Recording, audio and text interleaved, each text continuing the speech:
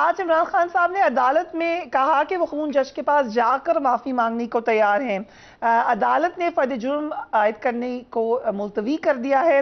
کیا یہی معافی اگر ہم پہلے دن ہو جاتی تو کیا یہاں تک معاملہ نہ پہنچتا؟ بسم اللہ الرحمن الرحیم، تھینک یو ویری مچ۔ پہلے تو یہ سمجھنے کی ضرورت ہے کہ یہ تھا کیا جو عدالت کے اندر توہین عدالت کی کارروائی ہے۔ ساری دنیا میں ایسا ہوتا ہے اور پاکستان میں بھی قانون بھی ہے اور رپورٹڈ ججمنٹس بھی یہی ہیں کہ وہ عدالت اور رسپونڈنٹ جس کے اوپر تہمت آئے یا الزام آئے، جس کو ایکیوز کیا جائے، وہ ان کے درمیان معاملہ ہوتا ہے۔ یہاں تو آپ نے دیکھا کل سے جس طرح سے جو امپورٹڈ گورنمنٹ کے نائل وزیر ہیں وہ کیا کیا پیشن گوئیاں کر رہے تھے، ان کے کیا کیا ارمان دل میں انہوں نے پال لیے تھے کہ پھر یہ ہوگا اور پھر فلانا ہوگا اور پھر فلانا ہوگا۔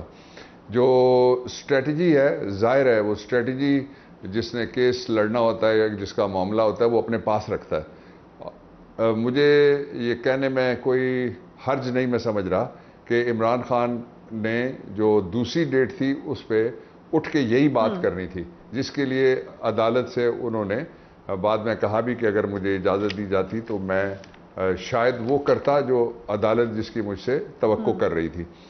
ظاہر ہے جو پولیٹیکل لیڈرز ہوتے ہیں یا عام آدمی ہوتا ہے اس کو قانون کی موشگافیوں کا نہیں پتہ ہوتا، تو اس لیے وہ اسٹریٹ آدمی ہیں۔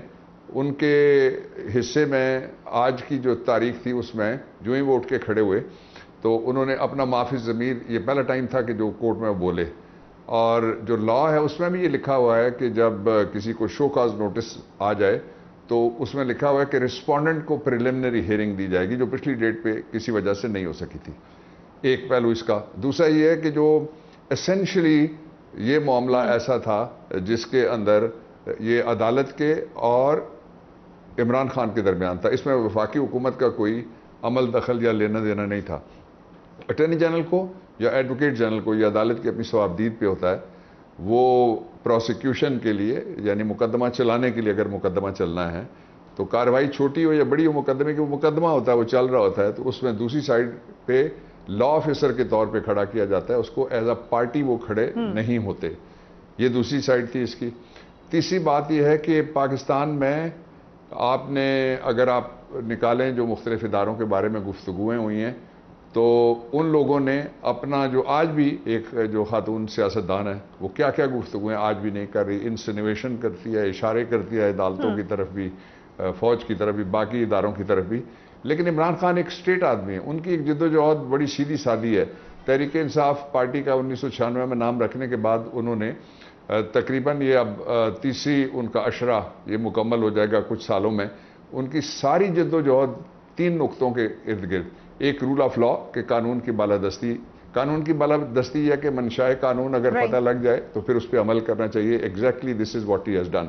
دوسرا یہ کہ کوئی انہوں نے کبھی بھی کسی انا کا مظاہرہ نہیں کیا، اگرچہ اس کو پھر لوگوں نے جو انا کا مظاہرہ نہ کرے، جو اسٹیٹ کرافٹ ہے یا پورا ملک چلانا ہے، اس میں ذاتی انا کسی کی اگر درمیان میں آ جائے گی تو ملک کے ساتھ وہی ہوتا ہے جو اب ہو رہا ہے۔ نہ بجلی ہے، نہ روٹی ہے، نہ پانی ہے، اور قہتے تھے کہ جب پیسے باہر سے آئیں گے، جو ہی IMF قرضہ دے گا تو ڈالر قرضہ ملنے کے بعد بھی 30 روپے زیادہ بڑھ چکا ہے۔ تو اس لیے ان کا یہ بڑا پن تھا عمران خان کا، اور عدالت نے بڑے پن کا اور ریسٹرینٹ کا مظاہرہ کیا کہ کہا کہ اگر اس طرح سے ایشو آپ سمجھتے ہیں کہ ریزالو ہو سکتا ہے تو let us try this way as well. اور اس وقت میرے سامنے ہے وہ جو 2 پیجز کا عدالت کا آرڈر ہے، یہ بڑی بیلنسڈ اپروچ تھا، اور مجھے کہنے دیجئے کہ 2 جو عدالتی معاونین تھے ان کا بھی منشا یہی تھا جب وہ عدالت کے سامنے آئے۔ بابر امان صاحب، اب یہ معاملہ ہم سمجھیں کہ اب یہ خطرہ ٹل گیا ہے، معاملہ حل ہو گیا ہے، یا فرد جرم ابھی بھی عائد کی جا سکتی ہے؟ دیکھیں، میں پریمپٹ نہیں کرتا کہ عدالت کو کیا کرنا چاہیے اور کیا ہو سکتا ہے، مجھے فیئر آئیڈیا تو ہے کہ کیا ہے صورتحال، لیکن وہ چونکہ پروسیڈنگ ہے پینڈنگ، اس لیے میں اس کو پریمپٹ نہیں کرنا چاہتا۔ جو اصل بات ہے وہ ایک پروپیگنڈا تھا گیٹ عمران والا، جس میں وہ کہہ رہے تھے کہ عمران خان نااہل ہو سکتے ہیں، اس پہ میں سامنے رکھ کے یہی آپ کا سوال وہاں لے جاتا ہوں اور جواب دے دیتا ہوں۔ پاکستان کی کسی عدالت یا فورم میں الیکشن کمیشن تو عدالت ہی نہیں ہے، اور الیکشن کمیشن تو ٹریبونل بھی نہیں ہے، اس لیے وہ اہلیت یا نااہلی کا فیصلہ نہیں کر سکتا۔ آئین کے آرٹیکل 225 میں لکھا ہوا ہے کہ اگر کوئی سوال پیدا ہو جائے کسی کے ممبر ہوتے ہوئے اور الیکٹ ہونے کے فوراً بعد، تو 225 نیگیٹو لینگویج میں کاؤچ ہوا ہے، وہ کہتا ہے no election shall be called in question other than by way of an election petition, اور کہ قانون کے نیچے بنے ہوئے جو ٹریبونل ہوتے ہیں اس میں جج آف دی ہائی کورٹ ہوتے ہیں یا ریٹائرڈ سیشن ججز ہوتے ہیں جن کو ٹریبونل لگایا جاتا ہے. جو پری الیکشن ہوتا ہے ٹریبونل وہ ہائی کورٹ کی سٹنگ ججز اس میں 2 بیٹھتے ہیں، اور جو پوسٹ الیکشن ٹریبونل ہوتا ہے اس میں 1 جج بیٹھتا ہے. تو اس لیے وہاں بھی کوئی خطرہ نہیں تھا. پھر توشہ خانہ سے یہ خود بھاگ گئے. یہ نکالے نہ ذرا کہ کس طرح سے ایک سابق وزیر اعظم نے بغیر مانگے اس کو دوسرے وزیر اعظم نے گاڑی دے دی. گاڑی توشہ خانہ لاء کے مطابق لی نہیں جا سکتی، اور 2 ایک اور ریاستی عہدیدار کو دے دی، وہ بھی نہیں لی جا سکتی تھی.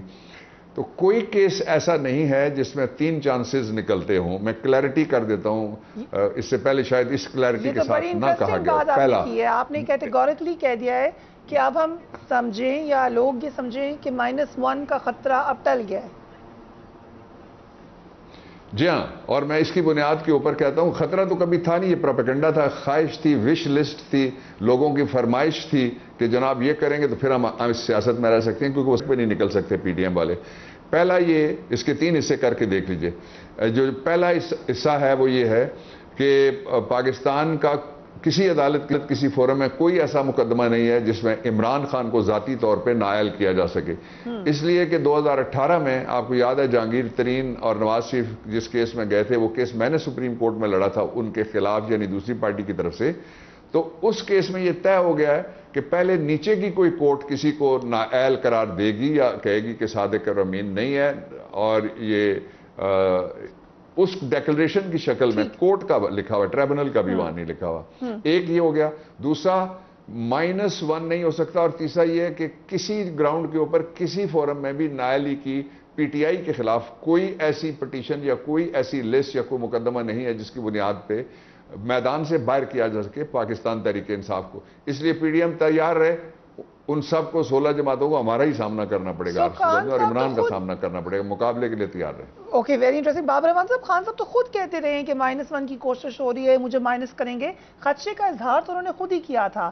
سو اب وہ بھی مطمئن ہے کہ یہ اب ایسا نہیں ہوگا؟ دیکھیں، جو خطرہ نہیں ہے وہ لوگوں کی خواہش تھی. ہمیں کوئی خطرہ نہیں تھا، نہ پہلے خطرہ تھا. لوگ ہمارے ساتھ کھڑے ہیں اللہ تعالیٰ کی مہربانی سے.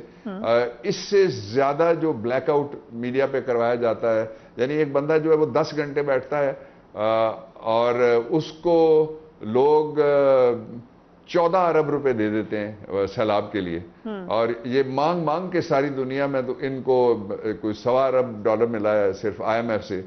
تو اس کو کیا خطرہ ہو سکتا ہے؟ جب پشاور سے ہم نے بیل لی تھی، میں نے ایک دن رات کو مجھے ویڈیو کرنا پڑی، تو اس دن بھی ہمارے پاس کریڈیبل یہ اطلاعات تھیں کہ جن کے مطابق وہاں بنی گالہ میں گڑبڑ کرنے کے لیے لوگ بھجوائے گئے تھے.